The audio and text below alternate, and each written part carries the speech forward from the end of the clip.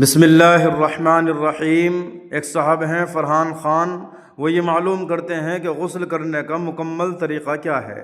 تو سامعین کرام، سب سے پہلے یہ سمجھ لینا چاہیے کہ اسلام میں صفائی ستھرائی کی بڑی اہمیت ہے۔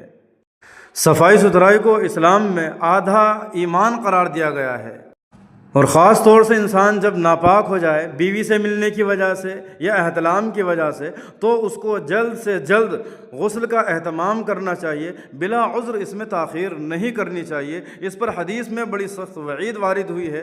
حدیث میں آتا ہے لا تدخل الملائکۃ بیتا فیہ صورۃ ولا کلب ولا جنب، کہ رحمت کے فرشتے ایسے گھر میں داخل نہیں ہوتے جہاں تصویر، کتا یا جنوبی شخص ہو۔ جنوبی یعنی ناپاک شخص، یعنی جو بلا عذر غسل میں اتنی تاخیر کرے کہ نماز قضا ہو جائے۔ اسی وجہ سے غسل جنابت کا خاص اہتمام کرنا ہر مسلمان پر فرض ہے، اور برابر ناپاک رہنا بہت بڑی محرومی اور بد نصیبی کی بات ہے۔ اس ناپاکی کا دل پر برا اثر ہوتا ہے۔ اس لیے ہر مسلمان کے لیے ضروری ہے کہ غسل کے ضروری مسائل سے واقف رہے اور اس میں قطعاً کوتاہی نہ کرے۔ غسل کا مکمل طریقہ یہ ہے کہ پہلے دونوں ہاتھ گٹوں تک دھوئے اور اس کے بعد اپنی شرمگاہ کو دھوئے، پھر بدن پر کسی جگہ نجاست لگی ہو تو اس کو دھو ڈالے، پھر اس کے بعد مکمل طور پر جس طریقے سے نماز کے لیے وضو کرتے ہیں اس طریقے سے وضو کرے۔ اس کے بعد تمام بدن کو تھوڑا سا پانی ڈال کر ملے، پھر سارے بدن پر 3 مرتبہ پانی بہا لے۔ غسل میں 3 چیزیں فرض ہیں۔ نمبر 1 کلی کرنا، نمبر 2 ناک میں پانی ڈالنا، نمبر 3 پورے بدن پر پانی بہانا۔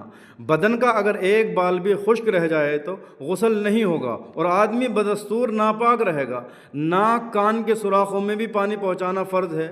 انگوٹھی کا چھلا اگر تنگ ہو تو اس کو ہلا کر اس کے نیچے پانی پہنچانا بھی لازم ہے، ورنہ غسل نہیں ہوگا۔ بعض بہنیں ناخن پالش وغیرہ ایسی چیزیں استعمال کرتی ہیں جو بدن تک پانی پہنچنے نہیں دیتی۔ غسل میں ان چیزوں کو اتار کر پانی پہنچانا ضروری ہے۔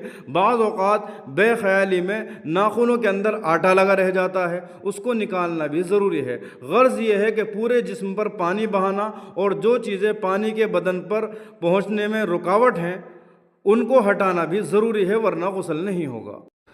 عورتوں کے سر کے بال اگر گندھے ہوئے ہوں تو بالوں کو کھول کر ان کو تر کرنا ضروری نہیں، بلکہ بالوں کی جڑوں تک پانی پہنچا لینا کافی ہے۔ لیکن اگر بال گندھے ہوئے نہ ہوں، جیسا کہ آج کل یہی ہوتا ہے، تو سارے بالوں کو اچھی طرح تر کرنا بھی ضروری ہے۔